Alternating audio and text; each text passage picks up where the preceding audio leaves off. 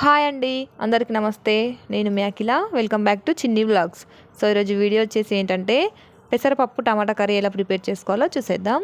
ముందుగా 1/2 కప్పు పెసరపప్పు, కట్ చేసి పెట్టుకున్న 2 టమాటాలు, కట్ చేసి పెట్టుకున్న ఒక ఉల్లిపాయను తీసుకుందాం. ఇప్పుడు స్టవ్ ఆన్ చేసి ప్యాన్ పెట్టి హీట్ అయ్యాక 2 టేబుల్ స్పూన్ల ఆయిల్ను తీసుకోవాలి.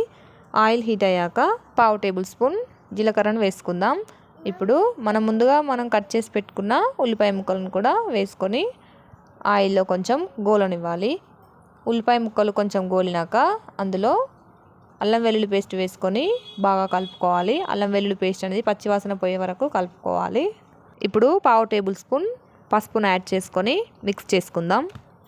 పసుపు వేసుకున్నాక మనం ముందుగా కట్ చేసి పెట్టుకున్న టమాటా ముక్కలను కూడా యాడ్ చేసుకొని ఒకసారి అంతా కలుపుకుందాం. టమాటా ముక్కలు వేసుకున్న తర్వాత ఇప్పుడు ముందుగా చూపించిన 1/2 కప్పు పెసరపప్పుని వాటర్లో మంచిగా వాష్ చేసుకొని ఇందులోకి వేసేసుకుందాం. ఇప్పుడు అంతా ఒకసారి మంచిగా కలుపుకొని మూత పెట్టి ఒక 5 నిమిషాల పాటు లో ఫ్లేమ్లో ఉడికించాలి.